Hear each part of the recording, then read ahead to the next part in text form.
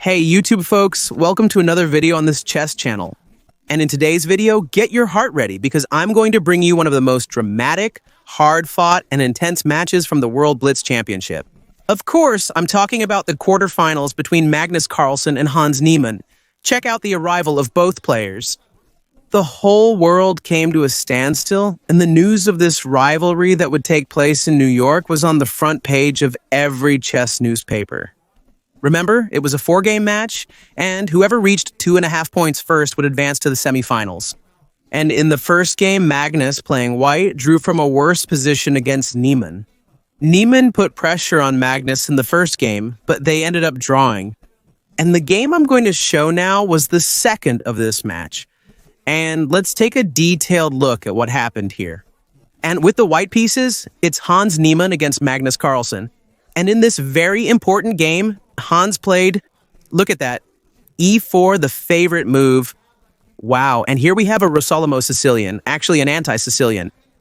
Hans didn't open the Sicilian with d4, because he doesn't want to get into too much theory with Magnus, who is prepared until the end of time.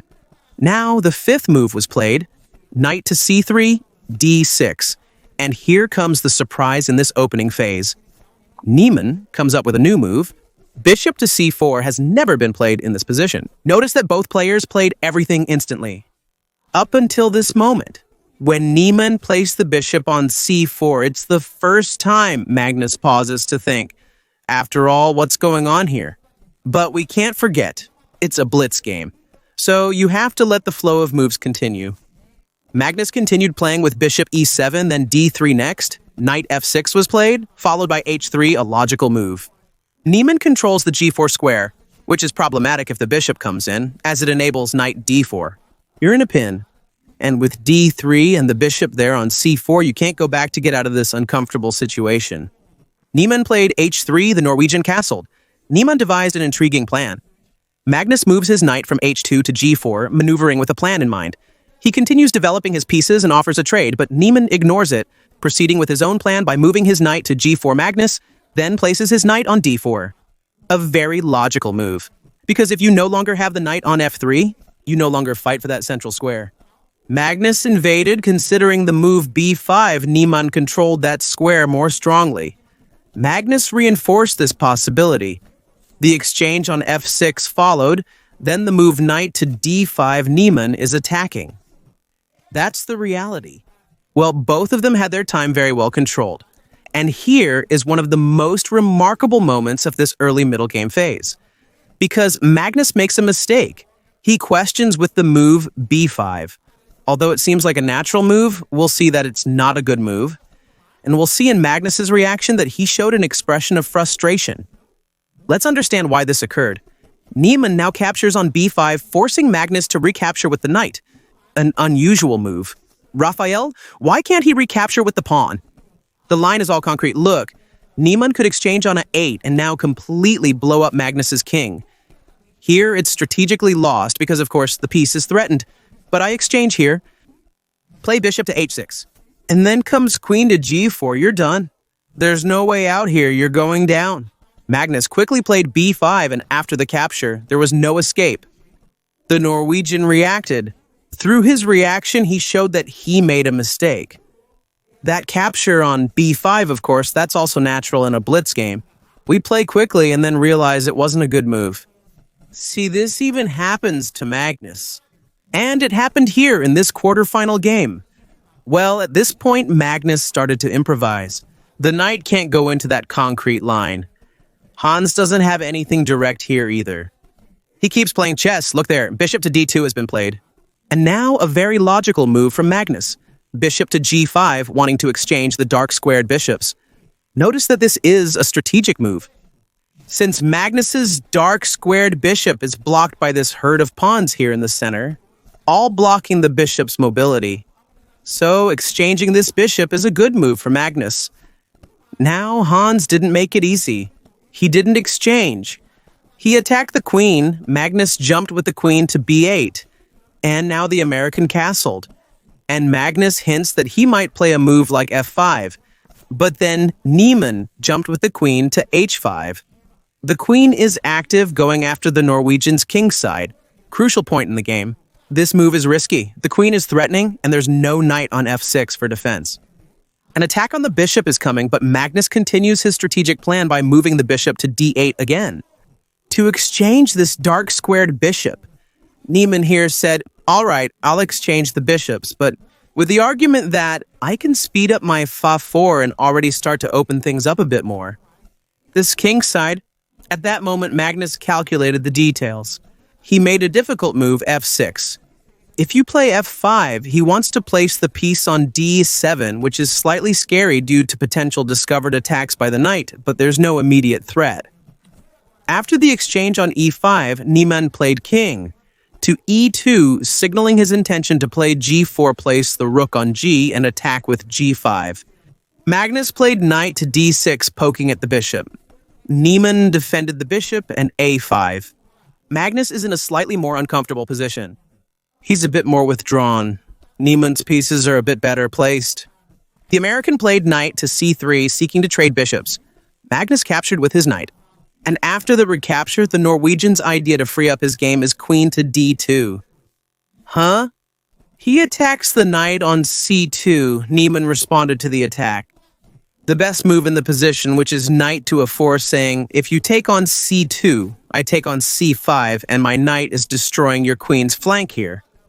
Notice that everything was played extremely quickly by the North American.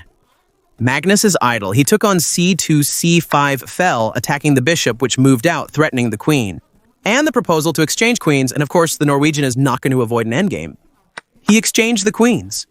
And from here on, it's a different game because, of course, Niemann has the rook on the file, a well-placed knight, and the Norwegian has a weak pawn on a 5. It's not a good endgame to play, but the Norwegian is a scrapper.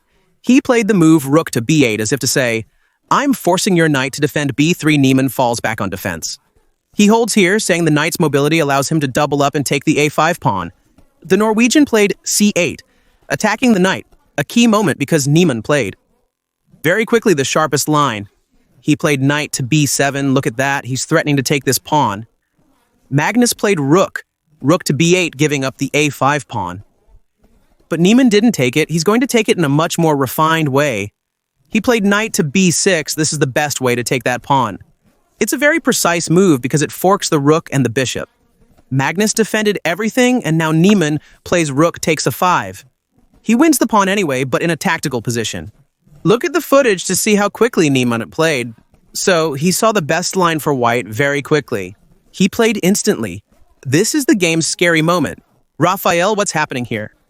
Magnus played the move king to g8. No, wait. Nonsense, Raphael, nonsense. Why can't Magnus take on b3? Because if you check, I bring the bishop back to g8, mate. I'm not getting checkmated. Exactly. The problem is that Magnus takes here first, look, with a check. And after rook takes, that's really leading to mate. So that's the idea Niemann came up with, and he saw everything very quickly. Magnus played king g8 to defend against a mate threat, but Niemann had already won significant material, including 2 passed pawns on the queen's side. The game turned into a total destruction for Magnus.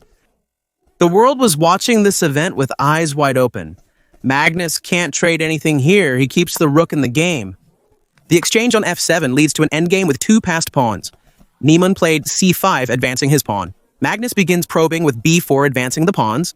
Rook moves to b2, and Niemann responds with rook to b8, which seems like it's going to be a problem because Magnus finds this resource, which is subtle. Rook takes c5. Look, if you take here, it's falling. Your rook on b8. In this endgame, white has less material advantage, but Niemann infiltrated another rook on the 7th, leading to a dramatic finish. King e6, the g7.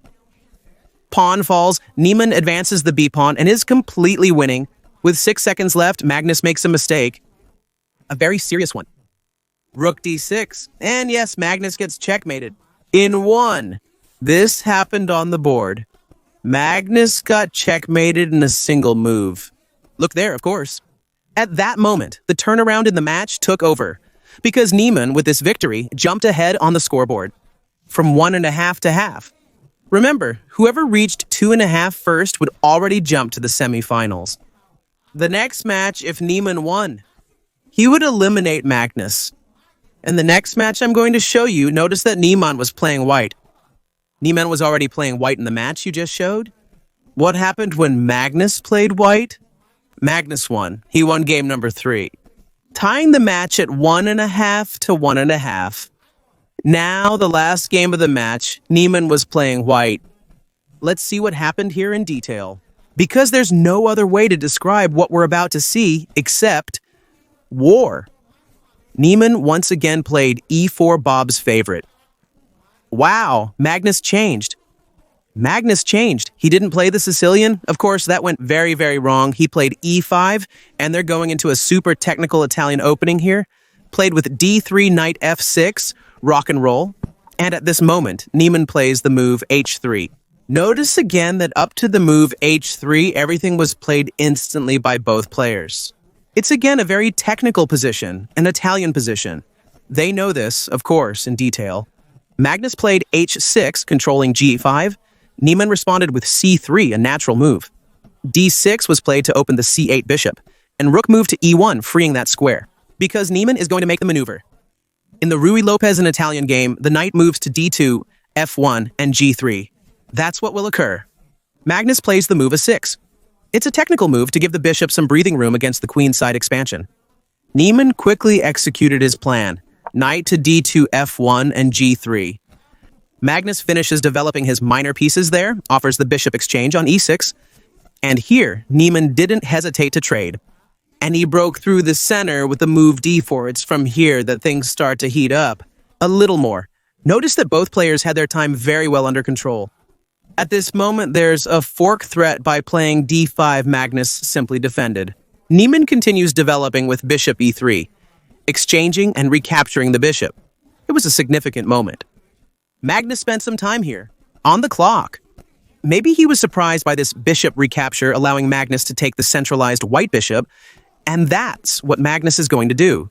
He took, after pawn takes, he played c6. And in this position, Niemann plays the move queen b3. Of course, it's an aggressive move. He improves the queen's position. He puts some pressure here on the b7 pawn. This was played quickly as well. Niemann already had a 1-minute advantage on the clock here. That's important. It's relevant.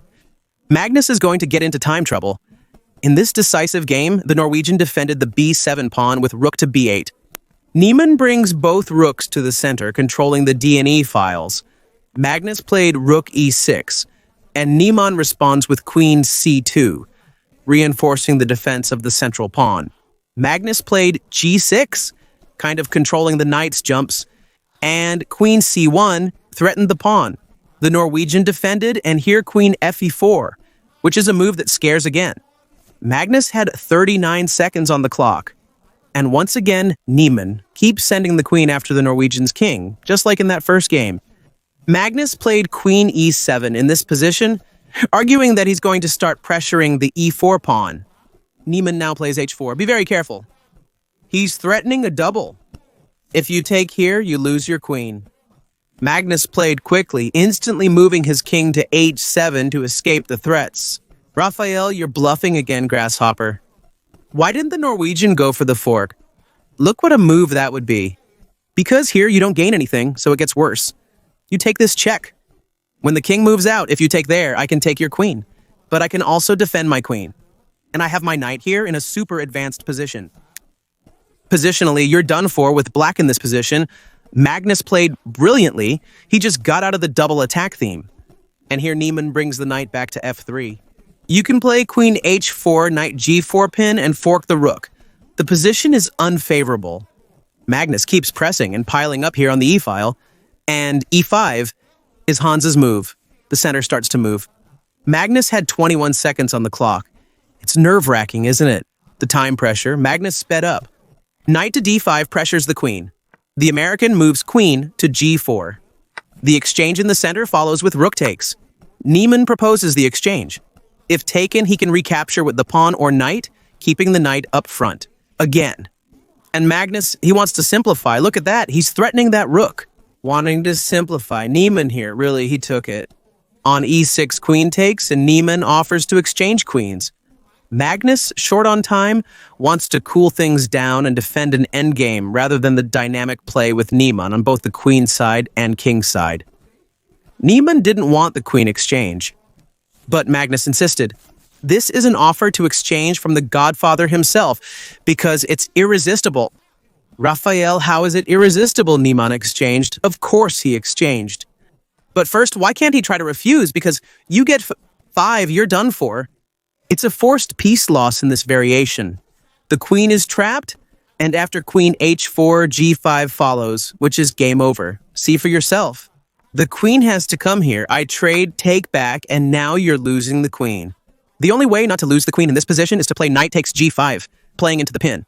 But after king to g7, it's either the queen or the knight. So you'd rather it be the knight, but here, it's lost. It's lost and there's nothing to do, so Niemann exchanged.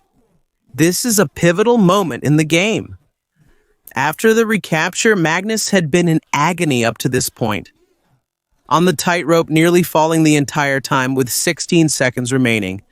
But here it's a different game. It's a different game because they enter an endgame. And here we're watching one of the greatest endgame players in history. In chess, Magnus guides the black pieces with little time left and starts a new game. Niemann maneuvers with knight f1. King g7 improves the king. The American plays g3 to improve as well. The king's position controls the fa4 square and the bishop's diagonal. Magnus infiltrated, but Niemann blocked. White doesn't seem to be in much trouble in this position. Notice that now Magnus starts to put pressure on the isolated pawn. So there's this small point that Magnus keeps an eye on. Niemann gives a little push to that rook. The rook goes back to the 7th rank, and a 3 played by the American, also controlling the main jumps of that knight on d5. Magnus played knight to c7. Raphael, what's the idea? You'll understand soon. He's going to play with all his energy against the isolated pawn, and Niemann will defend. Look how it continued here, knight to c4. That's a defensive move.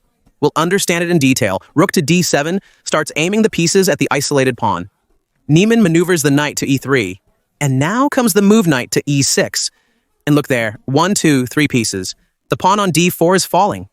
But Niemann's whole maneuver makes sense because he plays knight to c2, and he also defended with 3 pieces. But of course, there's a difference. Niemann has already taken a defensive stance here. While Magnus is trying to put pressure in this endgame, f5 is played to start improving the king. Niemann improves his king, and Magnus does the same. King to d3 is the crucial move, as Magnus now plays c5. So notice that he takes advantage of the pin theme, with the white king on d3 threatening. In fact, Niemann had calculated to win this pawn. He played king to c3 defending. After the capture, the recapture comes, but hold on, Raphael. It wasn't good because now Niemann got rid of the isolated pawn. Exactly. But Magnus saw one move ahead. Look there. He manages to get a lot of initiative with this bomb. Knight to g5, look at that move. He threatens to take on h3 and also threatens knight to e4 check, winning the f2 pawn. So now it's mathematical. Magnus is going to win a pawn. Niemann was also running low on time. Rook to f1 holding that pawn. Notice that taking on h3 is a good move, but Magnus played even better, which is knight to e4 because the knight is much more active. And we start to realize that there's another tactical theme happening. If the king moves away from the knight on d4, he's losing a piece. So that's a threat here in White's position. Notice that Niemann has to keep control of the knight on d4. Magnus keeps giving checks, trying to drive the king away from there. But now Niemann saw, wait a minute, can I move away? Exactly. But now you get knight to a4. There it is. The whole maneuver by Magnus. He threatens to win a piece in the center and threatens to win the pawn. So he didn't take on h3. The idea is for the knight on e4 to come and take a pawn here on the queen side. The line is very, very narrow. Magnus played all of this quickly. Niemann has to defend the knight that's under threat. And look, the little pawn on b2 falls. Magnus gave a check there, and now he took this pawn, saying he can take another one at some point if the knight on c2 moves awkwardly. Well, in this position, the move knight to b4 was played. Niemann now threatens a fork. That's a bit scary. But Magnus, he saw it in detail. He played with a check. The king goes to c3, attacking the knight. Little knight to a4. The king goes to c2. And now knight to c5, bringing the knight back into the game. Reorganizing, but with an extra pawn. And here, again, Niemann starts to defend. Take a look. He defends the entry on d4. Magnus threatens to enter on d4. Niemann defends again. He's on defense. He's on defense. And g5, Magnus starts to push a bit more on the king's side. Niemann played f3, taking the pawn out of the bishop's target. hitting like a sniper from there. Bishop to b3, threatening capture. Niemann played g4, putting pieces on light squares. Knight to f4. Magnus brings pieces in aggressively, all under time pressure. Rook to e1 played, giving up the h3 pawn for counterplay after rook to h1 and capturing the h6 pawn. Bishop to e5 by Magnus, improving his pieces despite the pawn sacrifice. King to e1 for safety, followed by rook to c7. What is Magnus's idea behind this move? You'll understand on the next move because here Niemann played rook to d1, saying he can also infiltrate, and then came the bomb, which is rook to c3. The knight is threatened and the f-pawn is falling. Something is going to fall. Niemann might lose another pawn. At this point, king to a2 was played. Of course, he defended the knight, but the f3 pawn fell. However, nevertheless, Niemann drops the bomb. Knight to c5. This move brings a lot of ideas. Look at what it threatens, taking the b7 pawn. But more than that, it also threatens knight to d7. That's the whole drama. Because if you get hit with a fork like this, the king can't move away from defending the bishop. That's Niemann's trick. Magnus calculated here, had little time on the clock, took on h3, and now it becomes a mystery what happens after knight to d7. And now you can't move the king away from the bishop, or you'll lose a piece. Magnus made a move and Niemann seeks a repetition to achieve a draw. Magnus is stalling, but still faces a dilemma. Going back to knight f6 allows knight d7, forcing a repetition. If you move away, you give up the 5 square, but that's what Magnus played. Magnus played the precise king f7, a subtle move that can't go unnoticed. Niemann takes and Magnus responds, demonstrating the intricate details of the game. Because now, if you play the same knight d7 as before, f5 is falling. So I'm no longer in that repetition line. What Magnus just did was an extremely refined maneuver with very little time on the clock. Niemann places a rook on the 7th rank looking for counterplay. Now the 5 pawn falls. Rook to b7 of 5 played. Magnus defends pawn, threatening knight. Threatened knight jumps to c6. Threatening here and also over there. It looks like white can still save this. Rook to h2, king to b1, bishop f6, blocking knight. Magnus keeps the knight's jumps from c6 controlled. Rook to e5 threatening. Discovered attacks and the a5 pawn. Magnus hides the king.